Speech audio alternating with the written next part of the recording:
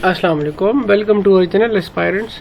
आज हम डिस्कस करेंगे रेवेन्यू ऑफिसर पेस्को का पेपर जो कि आज हुआ था और मैं इस पेपर में खुद अपीयर हूँ, तो डिस्कस करते हैं इस पेपर की। हाँ, दूसरी बात यह है कि आज जो पेपर हुआ था मेरा, तो इमरान खान कहते हैं ना कि क्या नाम है, लाइटिंग अच्छी नहीं थी और आई मस्ट से कि लाइटिंग बहुत अच्छी थी एयर वाई की। तो मैं भी कहता हूँ कि भाई आज का जो मेरा टेस्ट था, तो जो इंतज़ामात हुई थी बहुत ज़बरदस्त थे, बहुत ज़बरदस्त। और बाकी जो ईटा वाले हैं, FPSC वाले हैं, उनको भी इनसे सीखना चाहिए। स्टार्ट करते हैं। बिस्मिल्लाहिर्रहमानिर्रहीम।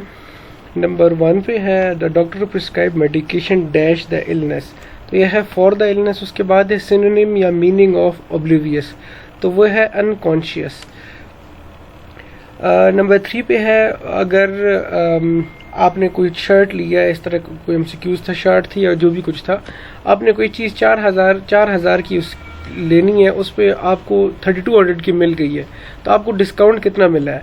तो देखिए, अगर 4000 की एक चीज़ है तो उसका अगर आप 10% निकालेंगे तो 400 कम कर दें, 3600 बनेंगे। सिमिलरली फिर अगर आप 20% करेंगे तो 400 और कम कर दें तो 800 हो जाएंगे, यानी कि टोटल 800 कम करेंगे तो 3200 हो जाएंगे। तो डिस्काउंट कितना हो गया? 20%। अच्छा, उसके बाद है A² - B²। अब ये क्वेश्चन ऐसे था कि इसमें कुछ लिखा हुआ था कि A मतलब इसके मल्टीपल सोल्यूशंस हो सकते हैं, या A की वैल्यू जो है ना पॉजिटिव, हाँ सॉरी, इसमें यह था कि A की वैल्यू पॉजिटिव हो सकती है और B की वैल्यू जो है नेगेटिव हो सकती है, दोनों नेगेटिव हो सकते हैं, दोनों पॉजिटिव हो सकते हैं, और D वाली ऑप्शन ये थी कि कुछ भी हो सकता है। अच्छा, नंबर 5 पे खैर मुझे प्रॉपर तरीके से याद नहीं है, उन भाई हजरात को जो खुद अपेयर हुए हैं इस पेपर में और उनको याद हो तो कमेंट में बता दें। नंबर 5 पे है प्लंज का सिनोनिम क्या है? प्लंज का सिनोनिम है डाइव। उसके बाद है वेक का सिनोनिम क्या है? अनसर्टेन। अगर एंटोनिम था अभी मुझे याद नहीं है, अगर सिनोनिम है तो अनसर्टेन है, एंटोनिम है तो सर्टेन है। Long term acids are called fixed acids. उसके बाद है A covers X distance on 140 miles per hour and then same distance in 70 miles per hour. Now B covers the whole in constant speed. What is the speed? अच्छा, ये कह रहे हैं ना कि फॉर एग्जांपल एक डिस्टेंस है, वो जो है ना, लेट्स सपोज पेशावर से इस्लामाबाद का डिस्टेंस है, वो 140 माइल्स पर आवर में एक बंदा कर रहा है, और फिर सेम उतने ही डिस्टेंस 70 माइल्स पर आवर में कर रहा है, यानी एक मरतबा आना और एक मरतबा जाना, एक मरतबा 140 पे जा रहा है, एक मरतबा 70 माइल्स पर आवर पे जा रहा है। दूसरी तरफ वो ये कह रहे हैं कि B जो है वो कांस्टेंट स्पीड से जा रहा है। तो अब इसका तरीका सिंपल है, 140 + 70 / 2। अगर हम इसकी वो निकाल लें, एवरेज स्पीड निकाल लें। अब सवाल ये है कि वो मतलब क्वेश्चन इसमें यह है कि दोनों एक ही टाइम पे पहुंचते हैं, तो B की स्पीड कितनी है? अब ये देखिए, 140 + 70 210 / 2, तो वो दूसरा जो है ना B वाला 105 माइल्स पर आवर की कांस्टेंट स्पीड से जाएगा, तो तब जाके A और B दोनों एक साथ जो है ना पहुंचेंगे।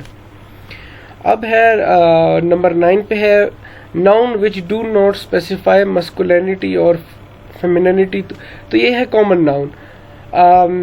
अब दूसरा इसमें ऑप्शन थी न्यूट्रल नाउन। न्यूट्रल नाउन क्या होता है? वो नाउन के जिसमें इस चीज़ का बिल्कुल हो ही नहीं कि आप मेल फीमेल की बात ही नहीं हो। जिस तरह टेबल है, टेबल की कोई वो नहीं होता कि ये मेल है फीमेल है, चेयर हो गया इस तरह। नंबर 10 पे है, इसमें जो आंसर था वो कॉमन नाउन है। ये न्यूट्रल नाउन का वैसे ही मैंने कहा आपको बता दूँ, कल को MCQs आ सकता है। नंबर 10 पे है X + Y + Z = 150, तो X + Z = 94, Y + Z = 76, find Z। तो ये मैंने सॉल्व करके आपको मैं दिखाता हूँ। वैसे इसका आंसर Z = 20 है। अच्छा, उसके बाद है DBS 11 MCQs है, DBMS। DBMS वाला जो MCQ, उसमें डेटा बेस मैनेजमेंट सिस्टम का MCQ था, मुझसे भूला हुआ है, जिस भाई को याद हो काइंडली शेयर करें। नंबर 12 पे है which is not part of oral communication. अब ये भी इसके मुझे ऑप्शन नहीं याद, मैंने ढूंढा भी है, मुझे मिला नहीं है गूगल से, लेकिन ये बड़ा इजी सा क्वेश्चन था, नहीं था, पेपर इजी था, इतना मुश्किल नहीं था। 13 पे है शॉर्टकट कीप फॉर पेस्ट, तो ये कंट्रोल V है। उसके बाद है एंटोनिम फॉर रिट्रीट, तो रिट्रीट के लिए एडवांस है। रिट्रीट वो होता है कि फॉर एग्जांपल जंग में जो है ना, अक्सर आपने मूवीज़ में देखा होगा कि उन पे जब वो आ जाता है तो वो कहते हैं रिट्रीट हो जाओ, यानी कि एक जगह पे वापस आ जाओ, सारे इकट्ठे हो जाओ, एक जगह पे वापस आ जाओ, इस तरह आगे नहीं जाओ। तो एडवांस का मतलब होता है कि आप आगे चलते हैं, उन पे मतलब अटैक करते हैं। एक क्वेश्चन था प्रोक्योरमेंट से, अब वो भी मुझे इस तरह एग्जैक्टली याद नहीं है।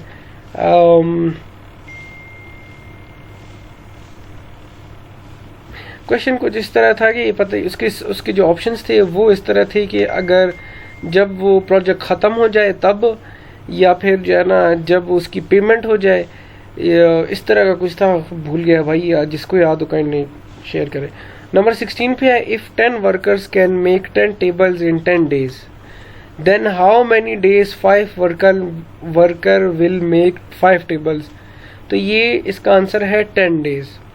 देखें 10 वर्कर हैं, 10 टेबल बना रहे हैं 10 दिन में, इसका मतलब ये है कि एक टेबल पे एक वर्कर के 10 दिन लगते हैं, ठीक है।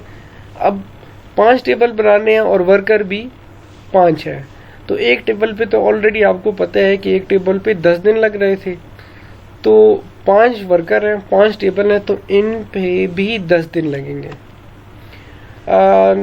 17 पे है सेलेक्ट फुल टेक्स्ट, बहुत इजी, ये कंट्रोल ए है। उसके बाद है नंबर 18 पे है waste is like shampoo, sachet, bottle, soap boxes and other bathroom paraphernalia are reduced by, ये है रिसाइकल। अच्छा अब उसके देख 9 पे है, 19 पे प्रमोशन का कोई एमसीक्यूज था कि बिजनेस टाइप से था कि प्रमोशन में कौन सी चीज़ प्रमोशन में नहीं आती, तो ट्रांसपोर्ट वाली जो थी वो प्रमोशन में नहीं आ रही थी, इसका भी मुझे प्रॉपर एमसीक्यूज याद नहीं है। उसके बाद है sending an email is similar to writing a letter. 21 पे है ये एमसीक्यूज, ज़रा इसको देखें ना, 21 वाले एमसीक्यूज को। कहते हैं कि एक बंदा है, उसकी आज बर्थडे है, ठीक है, 1 साल बाद जब दोबारा उसकी बर्थडे आएगी तो वो होगा ट्वाइस बड़ा होगा 10 साल पहले उसकी जो एज थी। तो उसकी एज कितनी है बर्थडे के मुताबिक। अब इसको देखें ना, फॉर एग्जांपल एक बंदा है, उसकी आज बर्थडे है, ठीक है, 1 साल बाद जब दोबारा 22 तारीख आएगी 2023 को, तो वो होगा ट्वाइस 10 साल पहले जो उसकी एज थी। लेट्स सपोज 10 साल पहले उसकी एज 10 साल थी, तो 1 साल बाद जब उसकी बर्थडे आएगी तो वो 20 साल का हो जाएगा। तो अब क्वेश्चन ये है कि what is the age at his birthday, तो मेरे ख्याल में तो ये 19 होना चाहिए। आप लोग बताएं, आप लोगों का क्या ख्याल है। 22 पे आते हैं। 3x minus 15 minus 6 is equal to 0, X find करना है, बहुत इजी है। तो 15 और 6 जो है ना आपस में राइट साइड पे आ जाएंगे और ऐड हो जाएंगे, 21 बन एक्स की वैल्यू 7 आ जाएगी, बहुत इजी है। नंबर 23 पे है you can not close MS office application by dash. अब ये एग्जिट फ्रॉम फाइल मेन्यू, अब इसमें है ऑप्शन डी है क्लोज फ्रॉम फाइल मेन्यू। 24 पे है to go to a specific location in a document we use bookmark. 25 पे है which is font style in MS office. अब ये इसमें रेगुलर वाला जो था वो ठीक था, क्योंकि बाकी जो थे उसमें एक सुपरस्क्रिप्ट लिखा हुआ था, एक सबस्क्रिप्ट लिखा हुआ था, तो वो तो फॉन्ट स्टाइल नहीं है। नंबर 26 पे है x + y is equal to 10। अब ये वाला MCQs भी मुझे याद नहीं है कि इसमें क्या आया हुआ था। इसमें एक इस तरह का कुछ वो था कि it can have many solutions, इस तरह का, I don't know, not remember, kindly बताइएगा जिसको याद हो। नंबर 27 पे है लेटर, ईमेल, टेलीफोन और एग्जाम्पल ऑफ चैनल। उसके बाद है number 28 inspection, scrap and repair are examples of internal costs, ठीक है। उसके बाद है kaizen is a Japanese term meaning, इसका मतलब होता है continuous improvement. Cost of paper product, इसका भी मुझे मिला नहीं है। एमसीक्यूज ये था ना कि जो ऑफिस में जो पेपर से चीज़ें होती है ना, पेपर जो इस्तेमाल होता है ना, वो किस चीज़ में आता है, वो कौन सी कॉस्ट होती है, इस तरह का कुछ एमसीक्यूज था। 31 पे था, अगेन जो जिनको याद हो प्लीज़ बताइए। 31 पे है the concept of supply chain management originated in dash discipline, तो ये है लॉजिस्टिक मैनेजमेंट। 32 पे है नॉन वर्बल कम्युनिकेशन कौन सी होती है, ऑप्शन मुझसे बोले हुए हैं लेकिन बहुत इजी था, आप देखेंगे आपको मतलब इट्स नॉट डिफिकल्ट। 33 पे है which is not Islamic belief.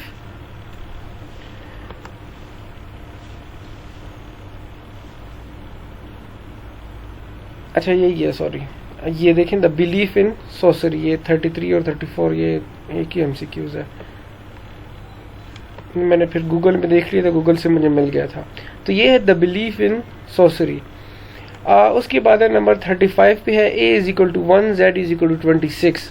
ठीक है, अब इसको देखें ना आप,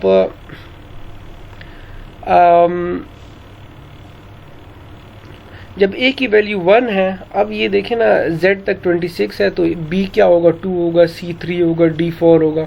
इस तरह आप करेंगे ना, तो u की वैल्यू क्या है, u की 21 है। ठीक है, तो a 121, i n जो है i 9 है और ये 14 नंबर पे है। इस तरह का एमसीक्यूज था। उसके बाद number 36 are treaty to prevent spread of nuclear weapons, और ये यूएसएसआर और यूके और मेरे ख्याल में यूएस, तो उसको कहते हैं नॉन प्रोलिफरेशन ट्रीटी। 37 पे who is considered as the inventor of television, तो ये थे option B John Logie Baird. 38 पे है the important rivers in Balochistan are, अब ये 4 ऑप्शंस थी, उसमें थोड़ा सा डिफरेंट होगा, लेकिन ये आप याद रखें, तो आप ये वाले सारे याद रखें बलूचिस्तान के रिवर्स, तो आपको प्रॉब्लम नहीं होगी, कल को एमसीक्यूज आ गया। 39 पे है BEI, अब ये सीरीज वाला क्वेश्चन था। ठीक है, अब बी के बाद ई है, ई के बाद आई के बाद क्या आएगा। अब बी के बाद आप देखें ना, बी के बाद CD का फ़र्क आ रहा है, यानी 2 डिजिट्स का फ़र्क है। ई के बाद आई आ रहा है, आई के लिए 3 डिजिट का फ़र्क है। अब सिमिलरली आई के बाद कितने डिजिट का फ़र्क होगा, देखें 2 3 तो 4 का होगा, JKLM, और उसके बाद क्या होगा, N आएगा, उसका आंसर क्या होगा, N होगा। इस सीरीज़ का क्वेश्चन था, ईजी था। उसके बाद the longest river in Pakistan, river Sindh. तो ये थे 40 MCQs जो कि आज वेस्को के उसमें आए थे। अपना ख्याल रखिएगा, best of luck for exams, अल्लाह हाफिज़।